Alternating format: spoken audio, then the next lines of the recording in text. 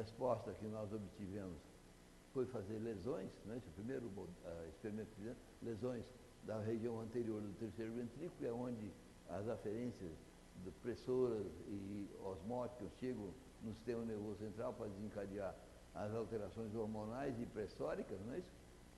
E vimos que no animal normal, você fazendo a expansão, aumenta o peptídeo natriurético, né?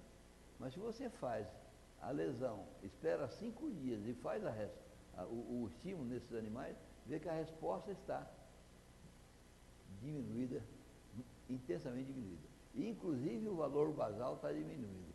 Se faz a lesão da eminência média, que é a junção da arte hipofisária na base do hipotálamo, olha aqui o que aconteceu. Também é a mesma coisa, a lesão da eminência média diminui o valor basal, indicando, então, uma ação tônica, e a resposta à expansão também está diminuída.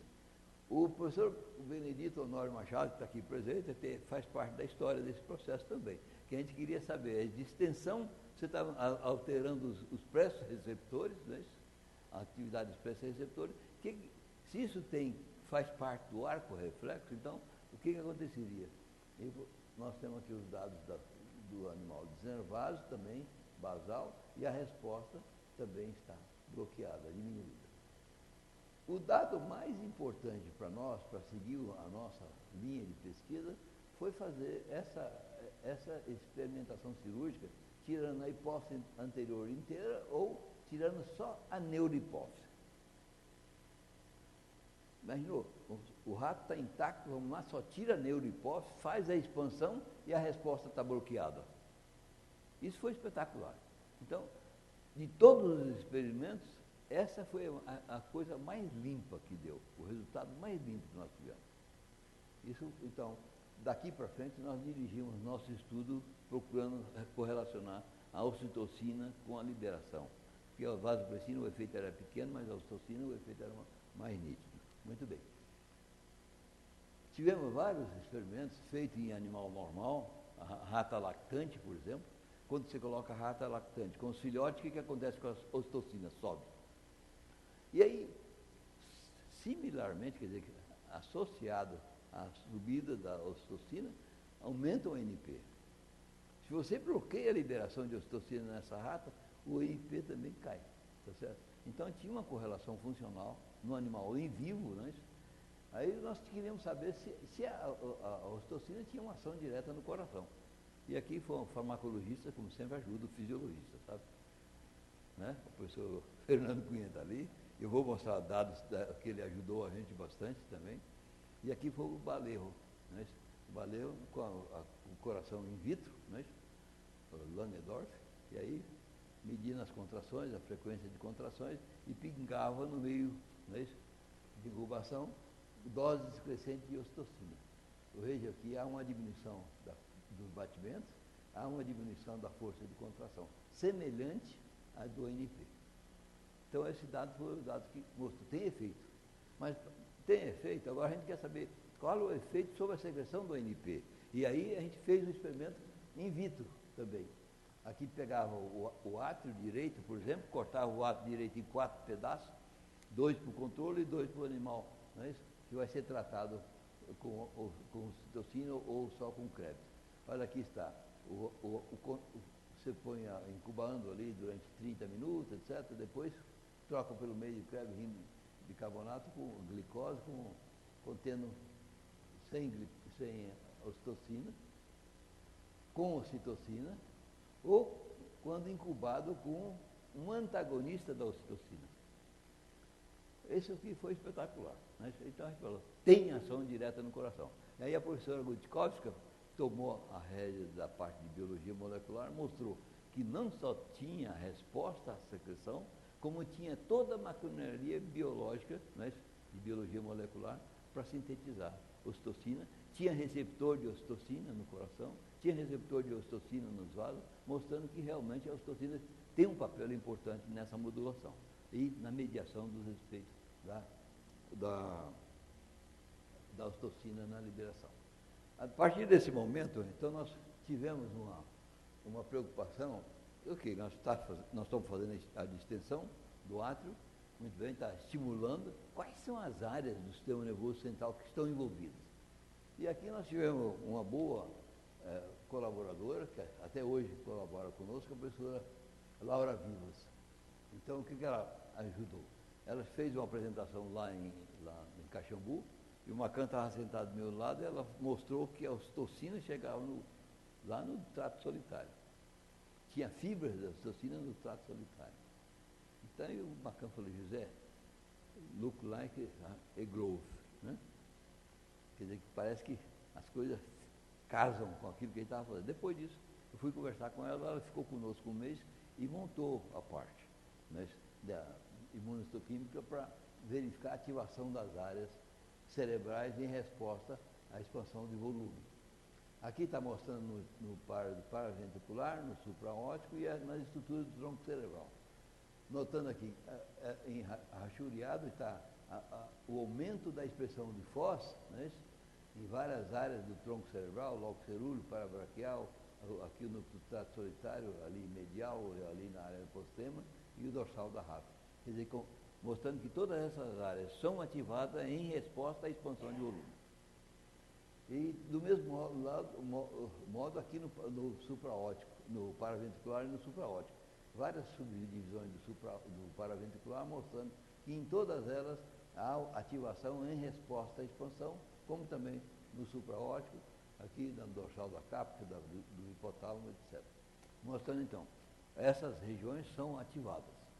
Quer dizer, quando você ativa lá, faz a expansão, baroreceptores, leva informação para o núcleo trato solitário, daí vai para o lóbulo cerúleo, vai para o parabraquial, vai através da banda da estrela terminal até a porção do AV3V e vai para a parte do hipotálamo, liberando os hormônios, tá certo? Então essa informação foi importante, e aí depois a gente queria saber, tá ativada, mas qual é o fenótipo? Então o primeiro trabalho que foi feito pela Lisandra, juntamente com a professora Laura, mostrando aqui então, esses pontinhos pretos são todos Foz, e o citoplasma está aqui, ó, marcado de ocitocina, com anticorpo antiocitocinais. Quer dizer que quando nós fazemos uma expansão, aumenta a liberação de ocitocina, aumenta a ativação do paraventricular e do supraóptico, e nessas áreas estão expressas, variando a expressão da ocitocina, como também do RNA mensageiro dele, no paraventricular e no supraóptico. Então, mostrando que essa maquinaria envolve a ativação neuronal, síntese, né, entre aspas, síntese, desses hormônios induzidos por essa ativação sistêmica. Então, nessa altura, nós fomos convidados pelo Physiologic Review, o editor, para escrever uma revisão sobre esse assunto. Nós publicamos essa revisão em 2004. Você viu que sorte também, porque em 2003 eu fiz 70 anos, não é isso?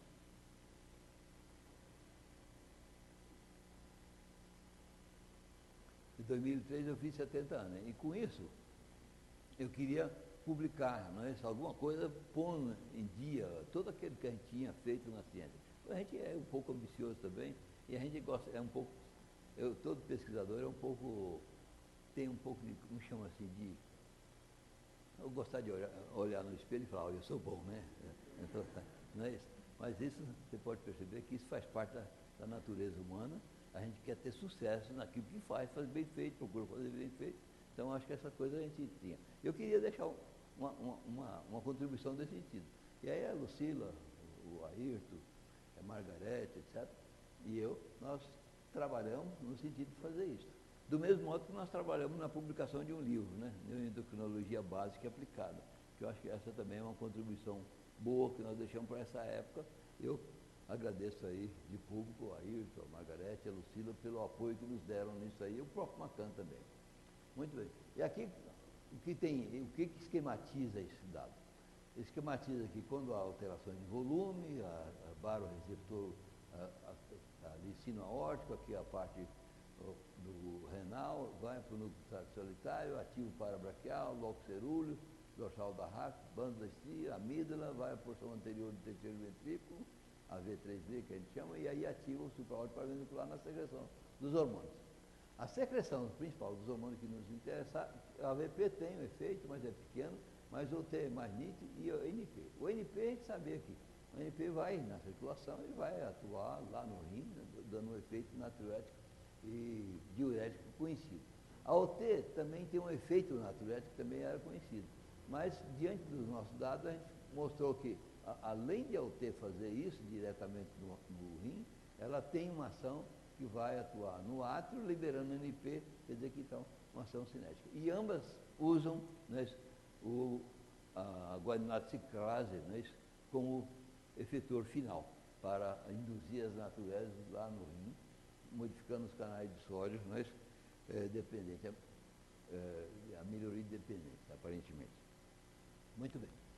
Então, as principais contribuições que nós fizemos, então, estão aqui na parte do tronco cerebral, recebendo as informações pressóricas, osmóticas, a porção anterior do terceiro ventrículo também, a parte pressórica e osmótica, a modulação do hipotálamo e a circulação sistêmica. Tem vários colaboradores nossos aqui, pós-graduando. O primeiro pós-graduando dessa área é o Francis, né? O Laurival, aqui o pessoal da Bahia, Maria José, do Rio, o Luiz Carlos, a Lisandra é jovem pesquisadora, aqui a Janete é docente ali da odontologia, e a Thelma, que é Maria José, lá a Maria Ranwinkel, lá da Bahia, nós mostrando os efeitos, nós, do ANP no rim, a correlação do ANP com a ocitocina, e a Daiane e o Wagner trabalhando nessa atividade aqui do NO e o monóxido de carbono na modulação da liberação do NP, e a Silva com os endocannabinoides, o Renato também está nessa parte aqui do NOCO, a nossa amiga aqui, cadê o nome dela? Sumiu, Andréia. Né, Andréia?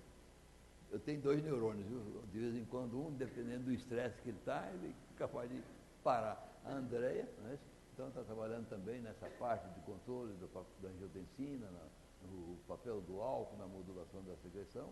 O André Mecal está aqui, ele e a Tatiana estão trabalhando também na parte de esteroides gonadais, bem como com a Gislaine, esteroide adrenal e gonadais, na modulação do apetite. Então, esse é um conjunto de pessoas e um conjunto das contribuições.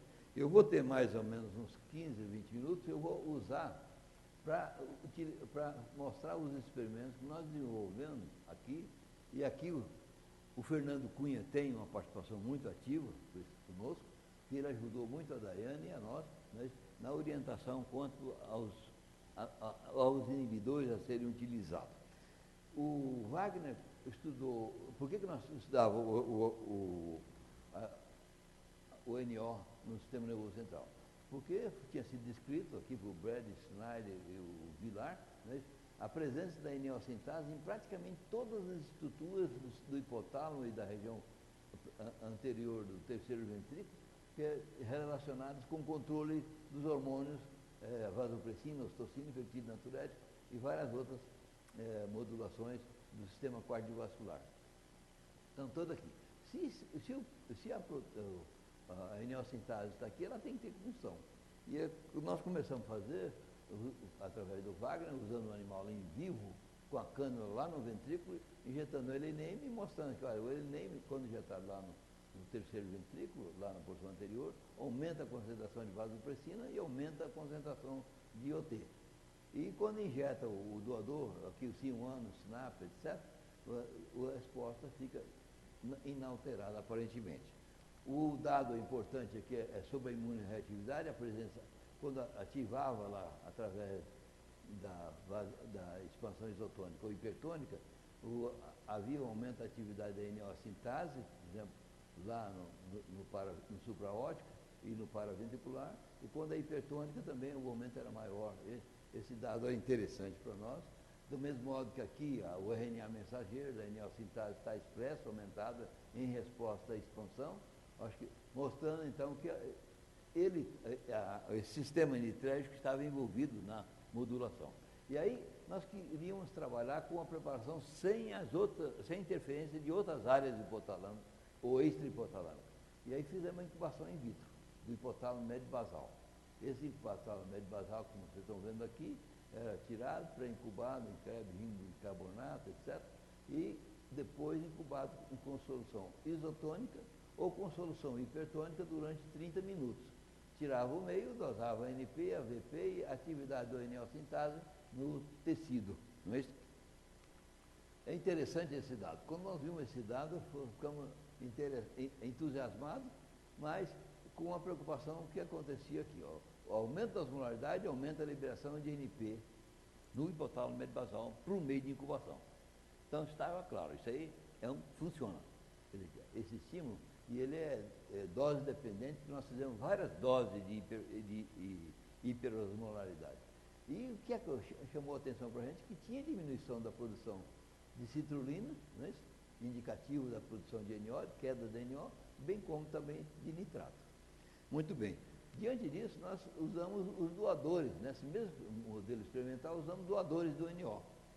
SNAP, o SNP, Sódio Nitrossádio e C1. O que chamou a atenção da resposta é que a atividade, o efeito osmótico estava bem nítido. Não é isso? Aumento da osmolaridade aumentava a liberação de NP para o meio de incubação. Pré-incubado ou incubado com o doador, essa resposta era abolida. Mas em condição isotônica, percebe que esse efeito não era total, não era abolido. Quer dizer, que não tinha o efeito nítido que tinha aqui. A gente esperava que aqui tivesse uma inibição. E aí fizemos com o inibidor da NO-sintase.